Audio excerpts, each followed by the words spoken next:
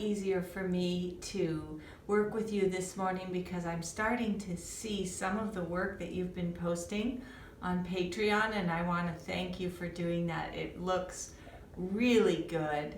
And if you need anything, just email me. I'm happy to answer any of your suggestions.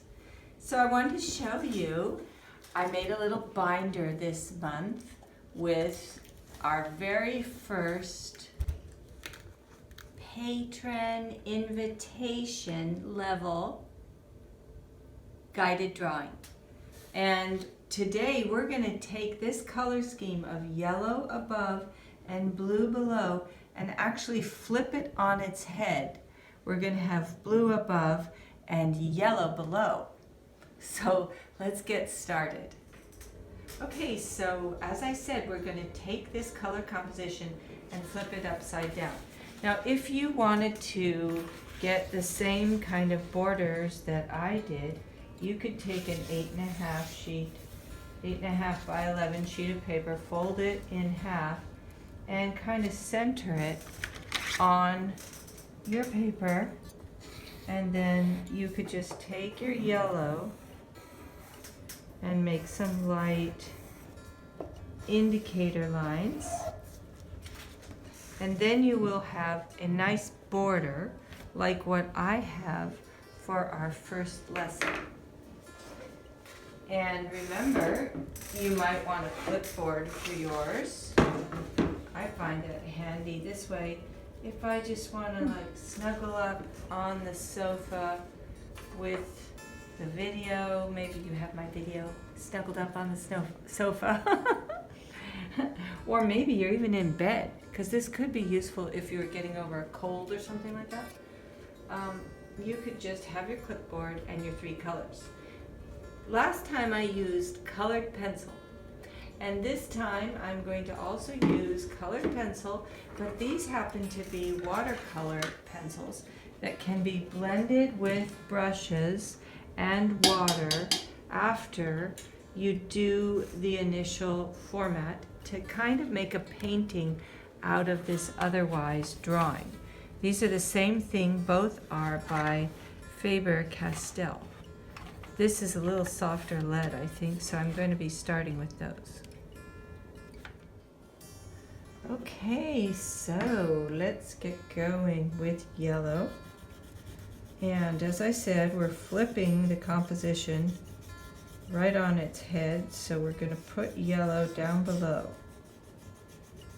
And it's going to radiate upwards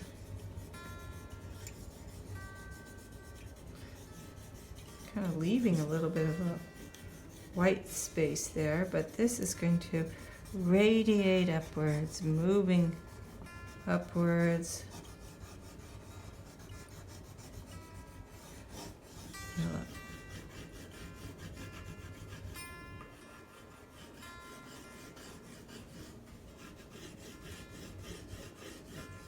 Listen to the sound of the pencil on the paper. And then let's get going with blue. Blue is now going to do the opposite from above. It's going to envelop the space. It's going to surround the space.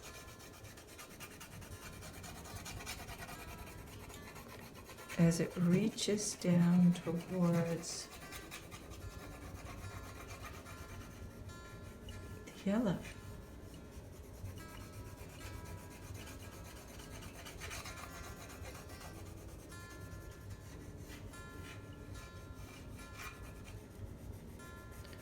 Deepen the blue by pressing a little harder with the side of the pencil. See, I'm not using the pencil for details right now. If I wanted details, I could get down low on the pencil lead and do a detail. But what I'm looking for now is space as we are setting up a color composition of blue above and yellow below. And let's just let blue arrive into the top of the yellow.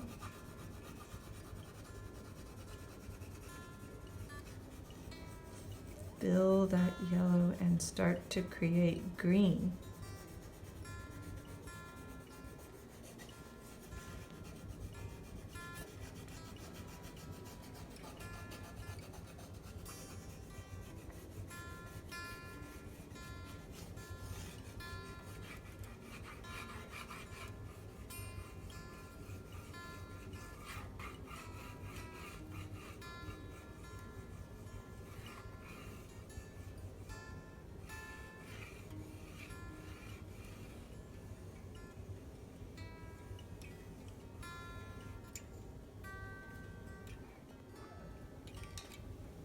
All right, going on with lesson number 3, setting up and developing the color. We have now the opposite of last month's composition where we had yellow above. You can see right over here, yellow above, and we basically had blue below, which we developed into the landscape. Now we've got yellow below and blue above. And we're going to come back to the yellow and begin to deepen the color in places. How do I know where to deepen the color? This is a question that I often get asked. And what I do is I look at the painting or the drawing or picture, whatever it is I'm working on. I look at the picture and I look for where the color is beckoning to be darker. That usually will show itself by creating darker, more saturated color areas. The eye can pick those up and simply darken them.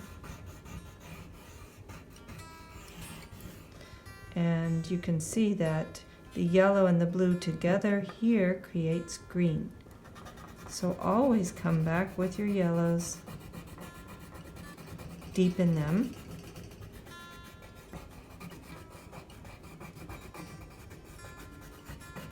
and make new spaces with yellow. Come back with blue too on top of that and create greens.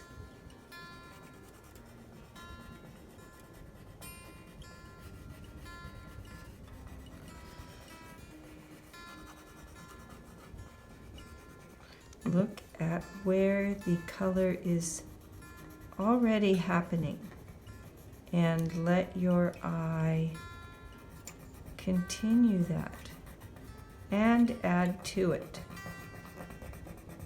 Your eye and your hand with the colored pencil is working together.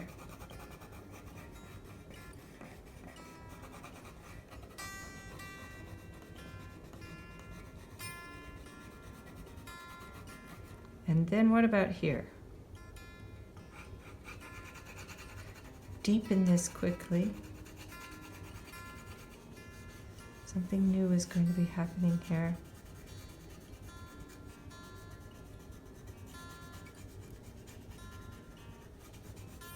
It is a large mountain, Mount Rainier status.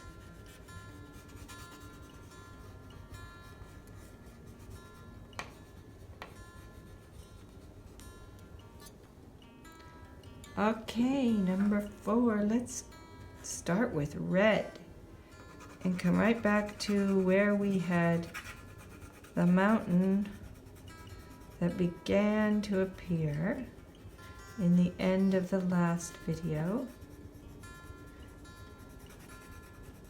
and add some red to this mountain area. This is going to look a little bit foreign at first. It will take time to get embedded into the color.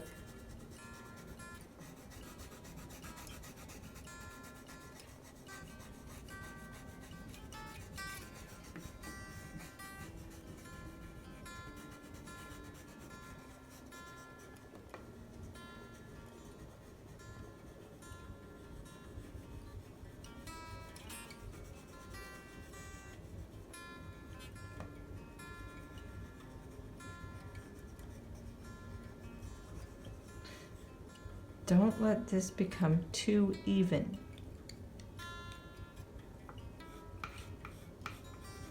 Bump it up.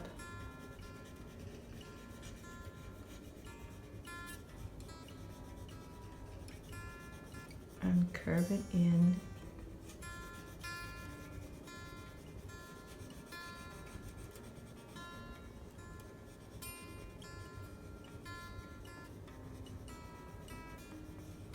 This is a big space, and so it has to be interesting by mixing a lot of color on top of it.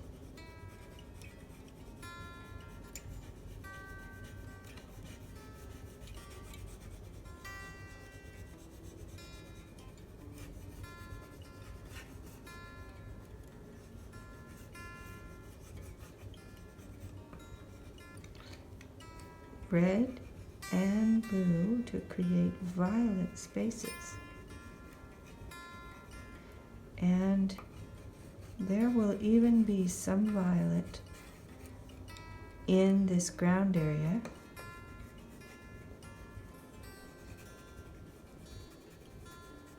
By adding red right into the greens. You can even begin to work on some trunks.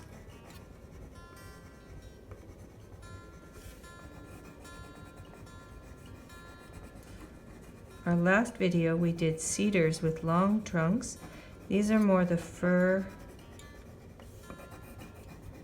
and the hemlock, so they have shorter trunks.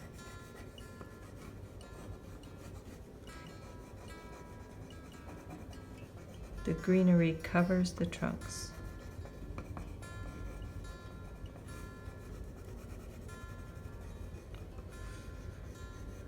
And there you go.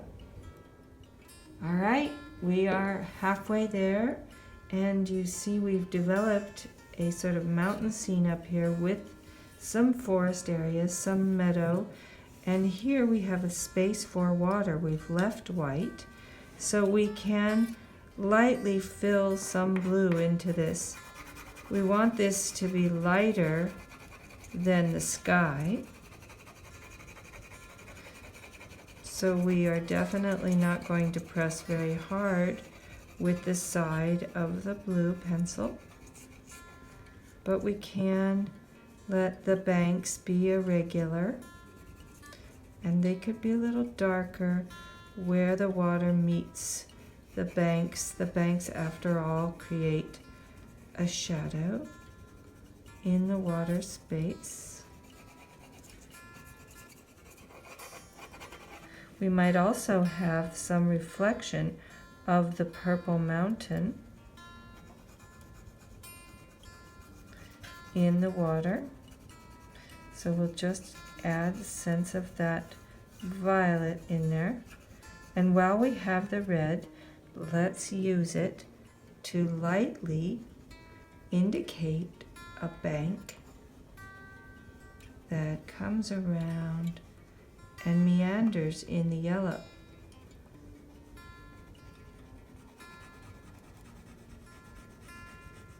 Up front here, let's let that red approach us and fill some of this area.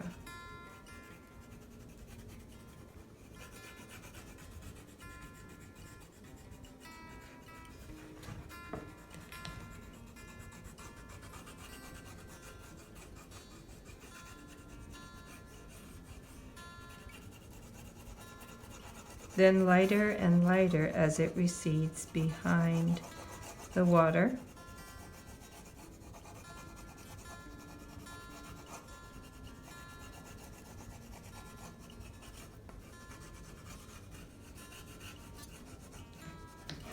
And we still have room for green. Lots of green, because we want this to be balanced down below.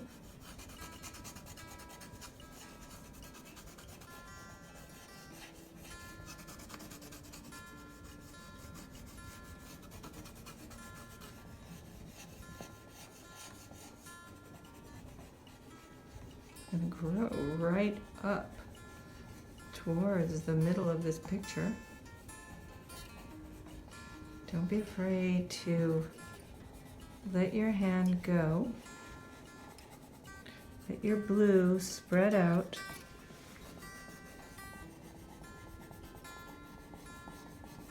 But as our friend Bob Ross would say, every tree needs a friend. So we're not just going to have one tree there.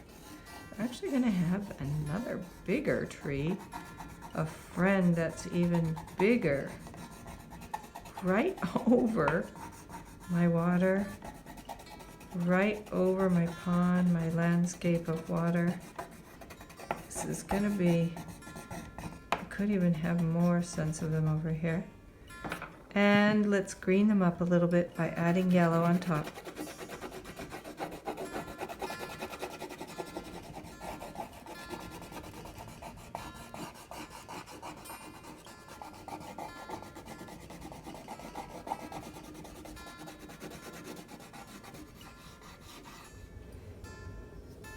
Okay, we are on to number 6, and let's come back and start with our reds, working a little bit in the trunks of our trees up front.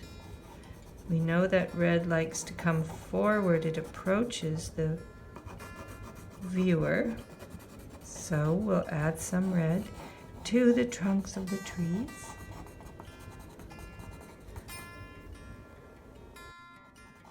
And let the trees simply grow upwards. Sometimes break the movement. Don't do a single line, but break your movement into dots and dashes. And back here, we're going to sharpen a little bit of our reds. Why? Because next to every red will be a blue, eventually, a shadow. I want this to look natural.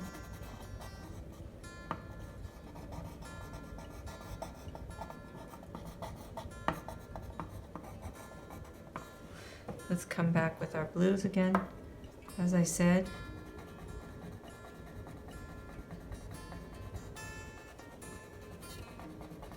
Next to every red will be a shadow of blue.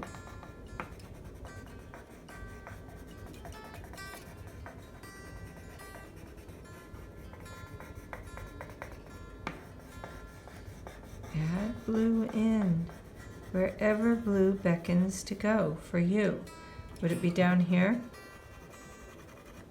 We don't have much going right in this area right here. Maybe it should be green.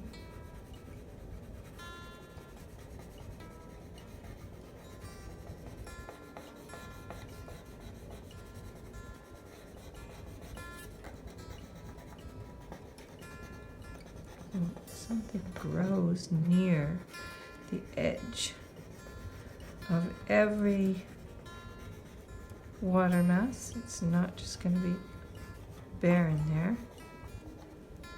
And let's come back with a little bit of yellow.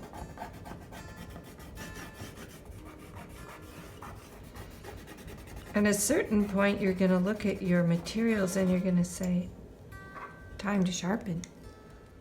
Okay, so here's my fancy sharpener from France. It self-feeds, or with a little help. And it gets the pencils really sharp. And just let it feed in.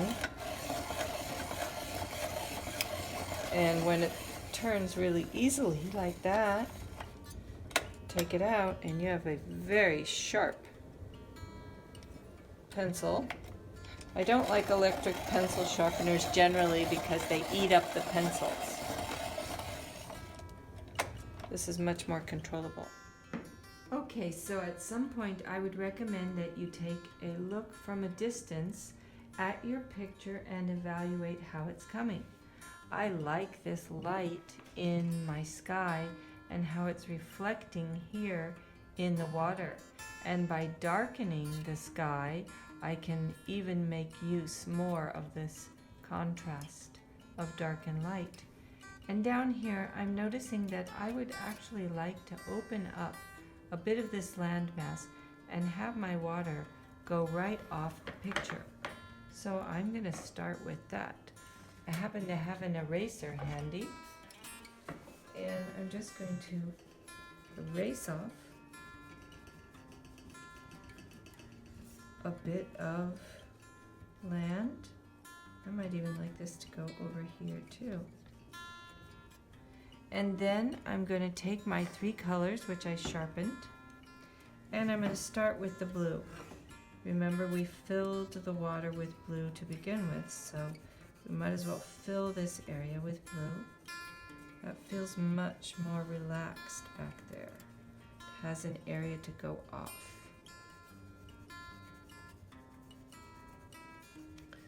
And it envelops this light space.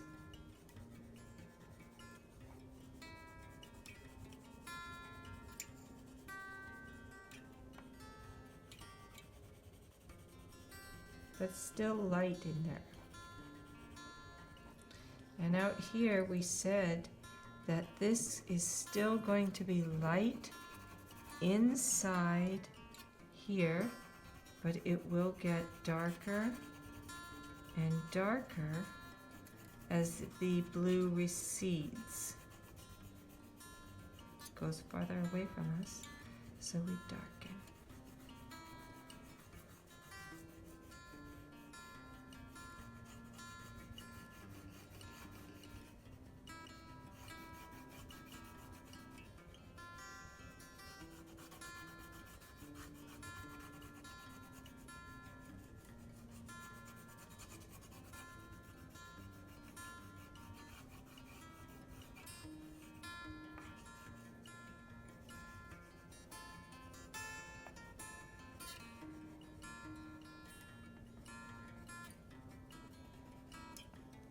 I am now on to the last couple of videos, and since I do have the ability to blend these watercolor pencils, I'm going to do that now.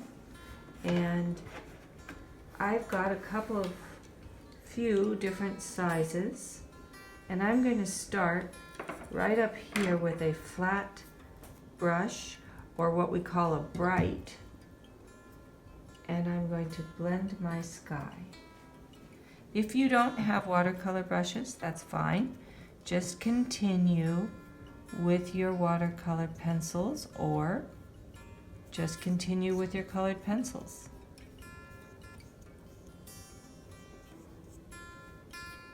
And I'm just going to lightly blend across here using plenty of water, and I want to keep this very light close to the mountain, so I keep it very loose and wet right in there.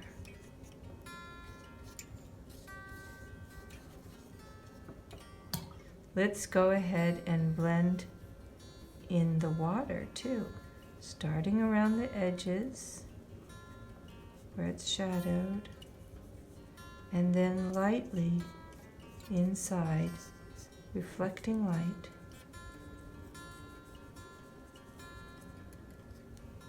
Go ahead and continue right into your foreground. Whatever is up front now, we'll just lightly blend with some water. Follow the directions that you see the lines of your pencils made. So here my pencils went up, so I can go up. Here they go down, so I will go down.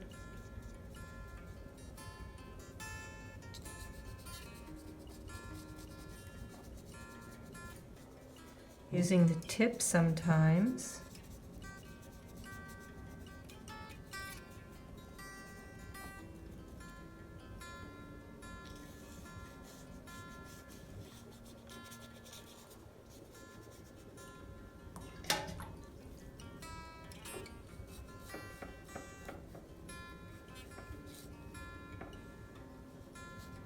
Look at that brightness.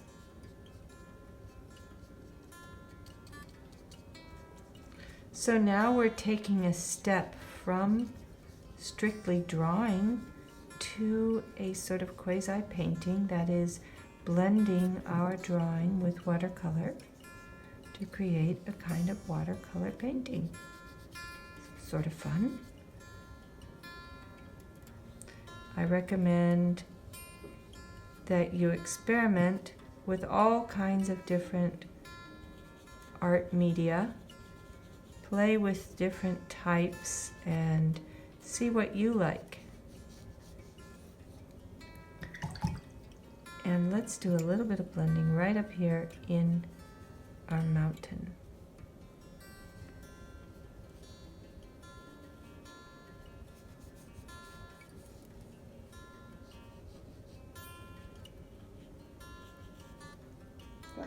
All right, we're just about finished with our picture, so it's time to come back and add dynamic to everything that is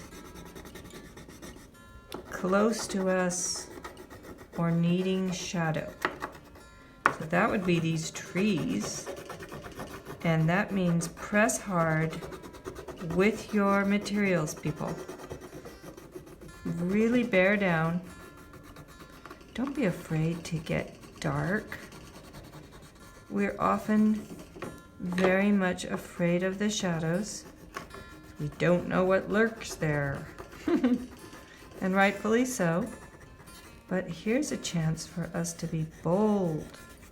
Not be afraid to get some striking boldness in our picture by pressing hard with our colors.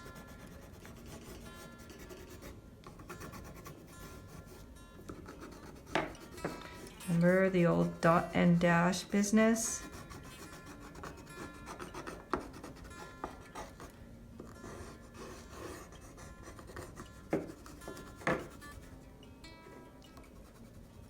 Some places you may still, though, want to be a little more gentle with the color.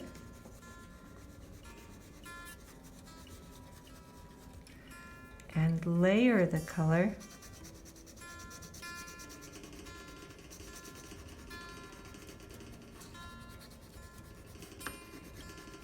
Layer the yellows over the reds, of course, over the blues. But also let the red and the blue come together in the mountains to unify the mountains, mainly in a sort of violety, receding purple, shadowed, cool and snow-like background. Might be dried up a little bit, but blue is what's going to unify the whole back of the picture. It goes in the greens, it goes in the purples.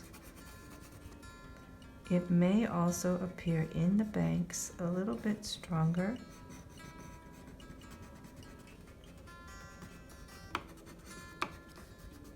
And then we're going to get one final little bit of blending with the watercolor brushes, and we'll be finished with this picture. Let's go ahead and finish up with just a little bit of detail with the watercolor. For that, you might want to take a very small brush and just begin by coming in very lightly to whatever it is you want to darken. Those reds right up front are very important because they create a kind of branch-like feel in my trees, and they can be used in many different trees throughout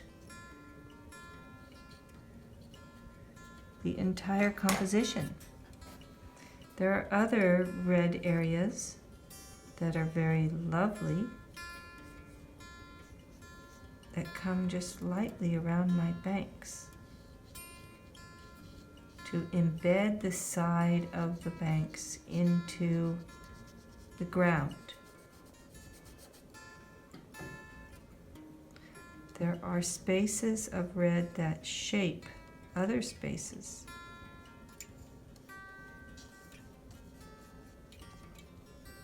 And certainly there's a lot of red mixed with blue back here in the mountains. Let's get those mountains nice and flat. We can have some flat spaces of color in the painting, even though there's a lot of mixture going into the background. We're quieting the backspace by running the colors together.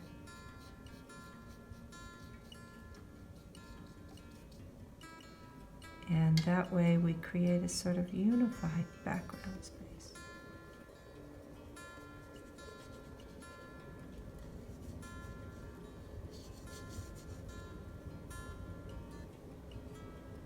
We may even want to come back to the sky a little and smooth the sky with a bit of water.